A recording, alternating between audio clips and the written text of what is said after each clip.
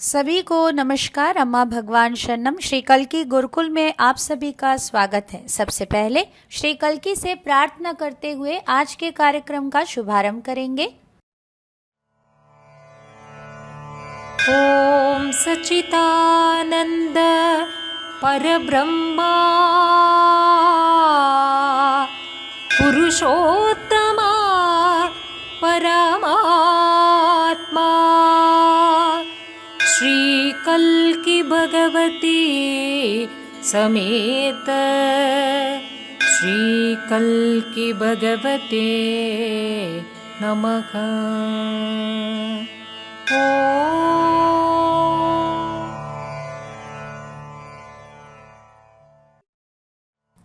प्रत्येक दिन सारे विश्व में श्री कल्की कई सारे चमत्कार कर रहे हैं। चमत्कार प्राकृतिक सिद्धांत का विरुद्धाचरण नहीं करते, वो उच्च सिद्धांतों के अनुयायी होते हैं। चमत्कार के उद्देश्य है हमारे मन के चंगुल से हमें मुक्त करना। यहाँ आप श्री मूर्ति में इस चमत्कार को देख सकते हैं, कैसे कुमकुम यहाँ श्री मूर्ति में प्रत्यक्ष हुआ है। श्री भगवान जी के दिव्यवाणी को अभी हम सुनेंगे, जहाँ पूछा गया है मुक्ति के उपरांत हमारे स्मृतियों का क्या होता है।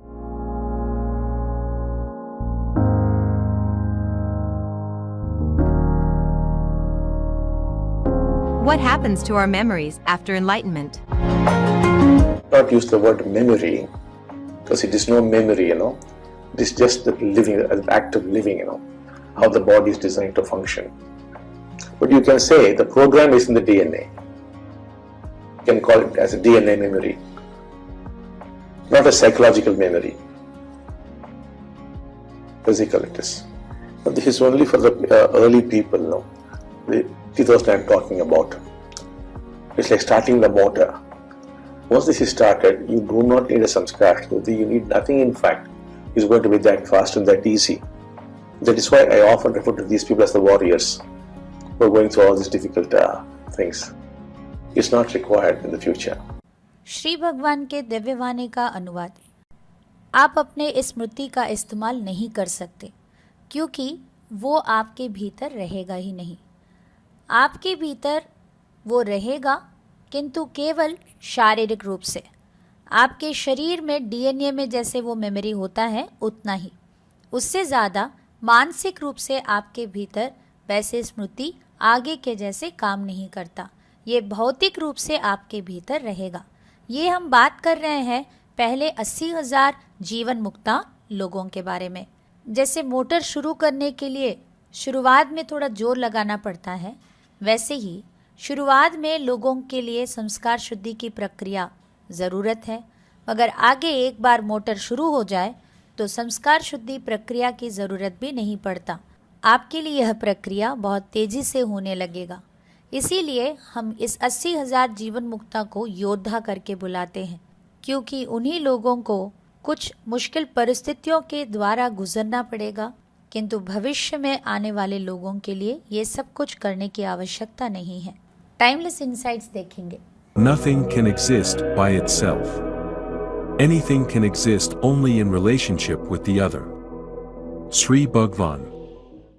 किसी भी चीज का स्वतंत्र अस्तित्व नहीं होता है, वो दूसरों के नाते के साथ अस्तित्व में आता है। यह विश्व में सब कुछ एक दूजे से कनेक्टेड है, एक दूजे से पूरी तरह से जुड़े हुए हैं। कोई भी चीज अपने आप अस्तित्व में है नहीं। एक पक्षी को ले लीजिए, क्या पक्षी अकेले रह सकता है? उसके लिए एक जंगल की जरूरत है, पेड़ पौधा नदी, हर चीज की जरूरत है ताकि वो टिके, ताकि वो जीवित रह पाए। कोई भी चीज या कोई भी व्यक्ति स्वतंत्र रूप से रह नहीं सकते। इंसान भी वैसे अपने स्वतंत्र अस्तित्व के साथ नहीं रह पाते। आपको एक घर की जरूरत है, घर में काम करने के लिए लोगों की जरूरत है। आपको दूध वाला, कारपेंटर, ड्राइवर, पड़ोसी, हर किसी का जरूरत है। अगर यह बात हम अच्छी तरह से समझ लें तो हम जिंदगी के बारे में, लोगों के बारे में कृतज्ञता को अनुभव करेंगे। हम हर चीज को सम्मान की दृष्टि से देखेंगे। अभी हम आगे बढ़ेंगे।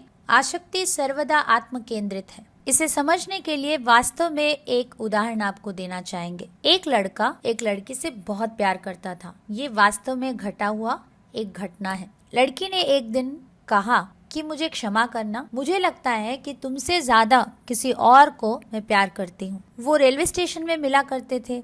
अगले ही दिन रेलवे स्टेशन में लड़का जब लड़की से मिला तो उनको उन्होंने चाकू से ऐसे मार दिया, लड़की के रीढ़ की हड्डी में बहुत आघात हुआ। अभी 11 साल बीत गए, लड़की अभी भी बेड रिडन है। उनके भीतर उस लड़के के बारे में इतना नफरत है कि वो लड़का जेल में कुछ साल बिताया, बेल के साथ बाहर आया। वो एक प्रक्रिया में भी भाग लेने के लिए आए थे। अगर वो लड़का सच में उस लड़की से प्यार करता तो वो उस लड़की की खुशी के लिए जरूर आगे बढ़ता, जैसे भी उनकी खुशी का मंगल कामना करता। वही है असली प्यार। किंतु उन्होंने उनको मारने की कोशिश किया, उनको पैरालाइज कर दिया जीवन भर के लिए। इसे हम अटैचमेंट कहते हैं, जहां हम स्पष्ट रूप से देख सकते हैं उस लड़के के भीतर जो मुझे नहीं मिला वो किसी और के लिए नहीं मिल सकता। यही एक अटैचमेंट है जो हर चीज में हम केवल अपने ही बारे में सोचते हैं। इसी प्रकार के सोच आसक्ति आपको दुख में ढकेलता रहेगा। अगले टीचिंग को देखेंगे। दुख का दूसरा कारण है नामकरण करना। यह आपको वर्तमान से दूर ले जाता है। हमारे चारों ओर के लोगों के साथ जैसे जैसे हम रिलेट करते रहेंगे, हमारे भीतर ऐसे कुछ कंक्लूशंस फॉर्म हो जाते हैं, हम उनके बारे में ऐसे कोई निष्कर्ष में पहुंच जाते हैं, हम उनके बारे में एक लेबल अपने मन में सोच लेते हैं और वो नाम उनके ऊपर हम लगा देते हैं। मन ही मन दूसरों के बारे में लेबलिंग करना, जैसे कि आपने अपने सहकर्मी के बारे में, वो अविवेकी है, उनको कुछ नहीं आता, उनसे मिला हुआ सजेशन कौन लेता है, इसीलिए आप उनके बात कभी सुनते ही नहीं। अगर कोई भी आइडिया अगर उनसे मिला हो तो ऑलरेडी आपने मन में उनके बारे में जो लेबल बनाया है उसी के साथ आप उसे ठुकरा भी देते हैं।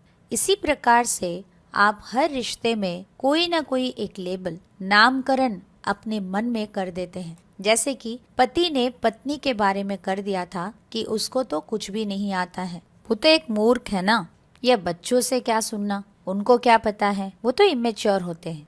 ऐसे हर किसी के बारे में आपने अपने मन में जिस प्रकार का नामकरण कर दिया है, अक्सर आप असली लोगों से नहीं बल्कि आपने उनके माथे में जो धब्बा लगाया उसी लेबल से रिलेट करते रहते हैं, जिसके वजह से आप वर्तमान से दूर चले जाते हैं। आप उस व्यक्ति से रिलेट करते ही नहीं जो उस पल वहाँ मौजूद है। आप अपने ही लेबल के साथ बात करते रहते हैं। यही आपके दुख का और एक कारण है। साधक पूछ रहे हैं, हर एक चीज कहाँ से उद्भव होता है? श्री भगवान जी ने कहा, सब कुछ आग्नेय ऊर्जा के प्रत्यक्ष रूप है, परिशेष में सब कुछ वही वापस चला जाता है।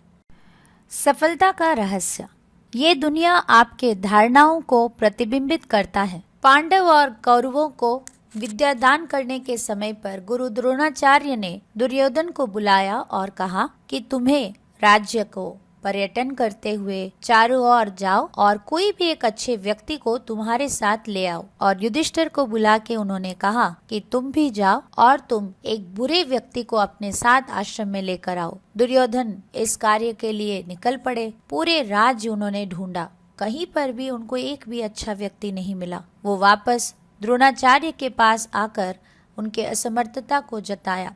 युधिष्ठिर पूरे देश में जाकर कहीं पर भी एक बुरा व्यक्ति को नहीं प्राप्त कर पाए, वो भी खाली हाथ लौट गए। तो सभी बच्चे द्रोणाचार्य को पूछने लगे, ये क्या, दुर्योधन के लिए अच्छा व्यक्ति नहीं मिले और युधिष्ठिर के लिए बुरा व्यक्ति नहीं मिले? तो गुरु द्रोणाचार्य ने अपने छात्रों से कहा, तुम आंतरिक रूप से जैसे होते हो तुम दुनिया में वही देखते हो। दुर्योधन के अंदर गर्व, अहंकार, ईर्ष्या भरा हुआ है, इसीलिए उनके लिए कोई अच्छा व्यक्ति मिले ही नहीं। युधिष्ठिर के अंदर दया, सहानुभूति, विनम्रता, शांति, अच्छाई भर गया है, इसीलिए उनको उसी राज्य में जिस राज्य में दुर्योधन गए वहाँ पर उनको कोई बुरा व्यक्ति नहीं मिले। इसीलिए हमें याद रखना है कि हमारे जिंदगी के प्रति नजरिया, दृष्टिकोण क्या है, क्योंकि वही हमें इस दुनिया में आगे बढ़ने के लिए मदद करता है। जीवन के बारे में एक पॉजिटिव आउटलुक, जहाँ पर सकारात्मक दृष्टिकोण से देखना शुरू कीजिए, तभी अंधेरे में भी आपको एक ज्योति अवश्य दिखाएगा जो आपका मार्गदर्शन करेगा। दुनिया हमें कैसे दिखाई दे रहा है, दुनिया हमें किस प्रकार का प्रतिक्रिया दे रहा है वो हमारे आंतरिक दुनिया और इस दुनिया में भरे कई सारे धारणाओं के ऊपर निर्भर करता है। श्री परम ज्योति के चमत्कार को अभी सुनेंगे। আমি বাবজি টাডেপল্লী গুডেন থেকে বলছি। 10 বছর আগে একটি বিয়েবাড়ি ভাড়া করে আমি আমার যুবতী কন্যার একটি অনুষ্ঠান পালন করছিলাম। সেখানে হঠাৎ আমার কন্যা লক্ষ্মী দেবীর মোহর দেওয়া একটি আংটি হারিয়ে ফেলে। যখন আমাদের মেয়ে আমাদেরকে এই ব্যাপারটা জানায় তখন বেশ অনেকটাই দেরি হয়ে গিয়েছিল। আমরা তন্ন তন্ন করে খোঁজার পরও আংটিটা কোথাও পাওয়া যায় না। যেহেতু আংটিতে লক্ষ্মী দেবীর মোহর দেওয়া ছিল তাই আমরা খুবই হতাশ হয়ে পড়েছিলাম। আমরা শ্রী পরমজ্যোতি কল্কিকে প্রার্থনা করতে থাকি যাতে তিনি খুব শীঘ্রই আমাদের আংটিটা খুঁজে পাইয়ে দেন।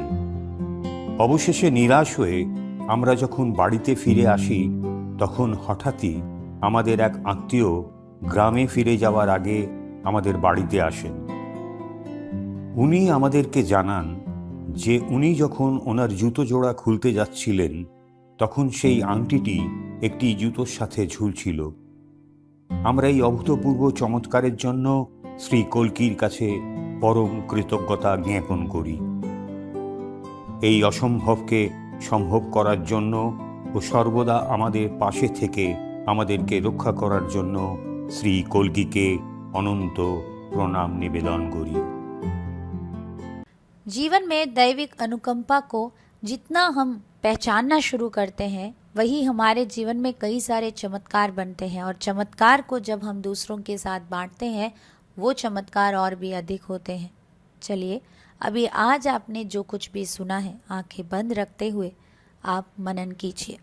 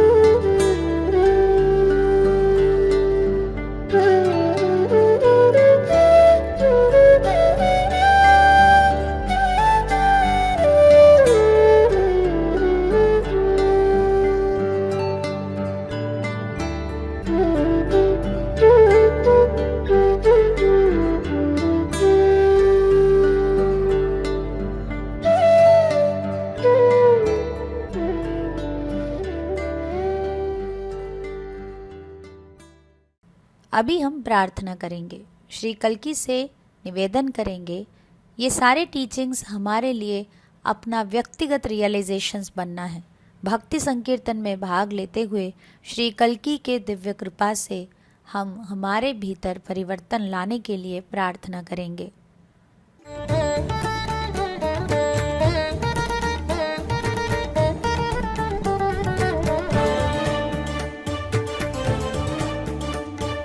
കോവിലിൻ തിരുനട തുറന്നു കോടി ശുഭാവരം ചൊരിഞ്ഞു.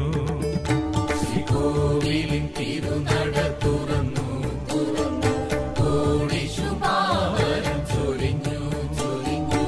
ഇറങ്ങി വരും നിന്നെ കാത്തിരുന്നു ഞാൻ അനുപമ ശുഭഗുണലോല.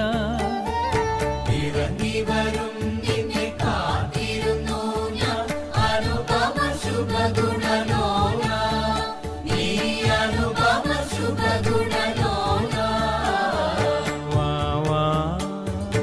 ഭഗവാൻ വാവാ അമ്മ വാവാ ഭഗവാൻ വാവാ അമ്മ.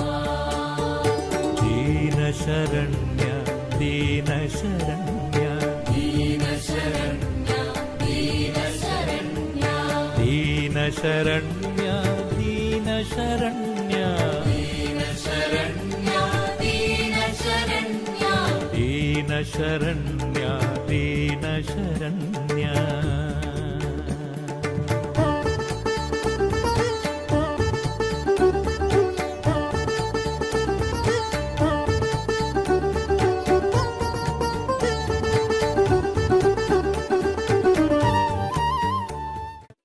सभी को नमस्कार। अम्मा भगवान शरणम।